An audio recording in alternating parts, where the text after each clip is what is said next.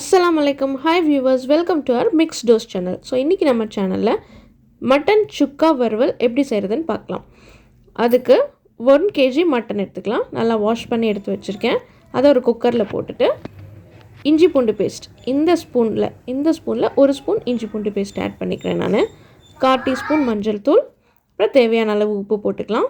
அப்புறம் தண்ணி 1/4 டம்ளர் மட்டும் ஆட் பண்ணிக்கிறேன். மட்டன் வேக வைக்கும் போது அதுலேயே தண்ணி விடும், அதனால் நம்ம கொஞ்சமாக ஆட் பண்ணி வேக வச்சுக்கலாம். இது நல்லா 20 மினிட்ஸ் லோ ஃப்ளேமில் வேக வச்சு எடுத்துக்கலாம். அடுத்தது இதை ட்ரை ரோஸ்ட் பண்ண போகிறோம். 2 டேபிள் ஸ்பூன் மல்லித்தூள், ஜீரகம், மிளகு, மிளகா, வரமிளகா, இது எல்லாத்தையும் நம்ம இப்போ ட்ரை ரோஸ்ட் பண்ணிக்கலாம். கரிஞ்சு போகாத அளவுக்கு நம்ம ட்ரை ரோஸ்ட் பண்ணி எடுத்துக்கலாம். நல்லா ஒரு வாசம் வரும்போது நம்ம அதை அடுப்பு நிறுத்திடலாம். அது வரைக்கும் ட்ரை ரோஸ்ட் பண்ணிக்கலாம். இதனாலையும் ட்ரை ரோஸ்ட் பண்ணிவிட்டு மிக்சியில் போட்டு அரைச்சி எடுத்துக்க போகிறோம் இப்போது. அதுக்கப்புறம் ஒரு பேனில் எண்ணெய் கொஞ்சமாக ஊற்றினாலே போதும். அப்புறம் வெங்காயம் போட்டுக்கலாம். வெங்காயம் போட்டு நல்லா சாட்டே பண்ணிக்கலாம். சுக்கா வறுவலுக்கு நம்ம கருவேப்பிலை சேர்த்தா நல்ல ஒரு ஃப்ளேவர் கொடுக்கும், அதனால் கருவேப்பிலை கொஞ்சம் சேர்த்திக்கலாம். ஆனியன் ப்ரௌன் கலர் ஆனதும் நம்ம அரைச்சி வச்ச பொடியை சேர்த்திக்கலாம். மிக்சியில் அரைச்சி வச்ச பொடி சேர்த்து நல்லா மிக்ஸ் பண்ணிக்கலாம். ஏற்கனவே நம்ம வறுத்து வச்சது தான், அதனால் ஒரு 2 மினிட்ஸ் நம்ம வெங்காயத்தோடு சேர்த்து நல்லா மிக்ஸ் பண்ணிக்கலாம்.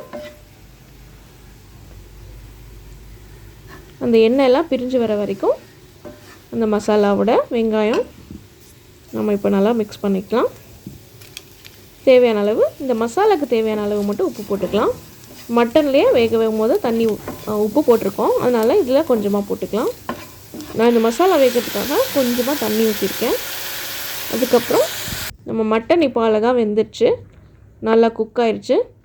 இந்த மட்டன் இந்த தண்ணியோடு சேர்த்து நம்ம அந்த பேனில் ஆட் பண்ணிக்கலாம்.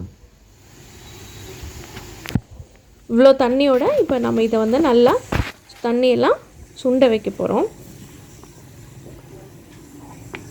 இந்த ஸ்டேஜில் உப்பு காரம் எதுவும் பத்தலைன்னா நீங்கள் ஆட் பண்ணிக்கலாம்.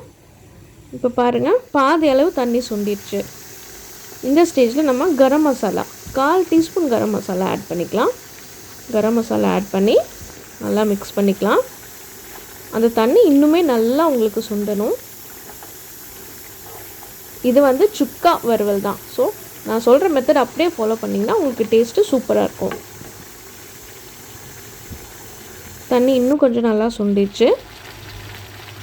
இது வந்து செமி கிரேவி ஸ்டேஜ் தான். நம்ம அன்றைக்கி சுக்கா தான் பண்ண போகிறோம். இது வந்து இன்னுமே தண்ணி நல்லா சுண்ட வைக்க போகிறோம். கடைசியாக நம்ம நிறுத்துறதுக்கு கொஞ்சம் நேரத்துக்கு முன்னாடி கொத்தமல்லி தூவிக்கலாம்.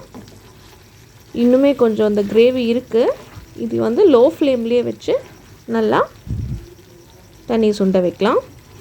சுக்கா வறுவலுக்கு இந்த ஸ்டேஜில் ஆஃப் பண்ணிடாதீங்க. ஸோ இப்போ பாருங்கள், எல்லா கிரேவியும் நல்லா கறியோட மிக்ஸ் ஆகிடுச்சு, எண்ணெயெல்லாம் பிரிஞ்சு வந்துடுச்சு. இப்போவும் நீங்கள் அடுப்பு ஆஃப் பண்ண வேண்டாம். அந்த எண்ணெயிலேயே ஒரு 5 மினிட்ஸ் லோ ஃப்ளேமில் வச்சு நல்லா குக் பண்ணுங்கள். அப்போ தான் உங்களுக்கு அவுட்டர் லேயர் கிறிஸ்பியாக, கறி உள்ளே வந்து நல்லா சாஃப்டாக சுக்கா வறுவல் சூப்பராக இருக்கும். நான் சொல்கிற மெத்தடில் ட்ரை பண்ணி பாருங்கள், டேஸ்ட்டு வேறு லெவலில் இருக்கும். ஸோ அவ்வளோதான், நம்ம சுக்கா வறுவல் ஆல்மோஸ்ட் ரெடி. ஒரு 5 மினிட்ஸ் அப்படியே மிக்ஸ் பண்ணிட்டு இருந்தோம்னா அவுட்டர் லேயர் நல்லா கிறிஸ்பியாக மொறுமொறுன்னு நல்லாயிருக்கும். ஸோ பாருங்கள், வெளியில் நல்லா மொறுமொறுன்னு இருக்குது, உள்ள கறி நல்லா வெந்து நல்லா சாஃப்டாக இருக்கும். இதே மாதிரி இன்ட்ரெஸ்டிங்கான வீடியோஸ்க்கு நம்ம சேனலை சப்ஸ்கிரைப் பண்ணுங்கள்.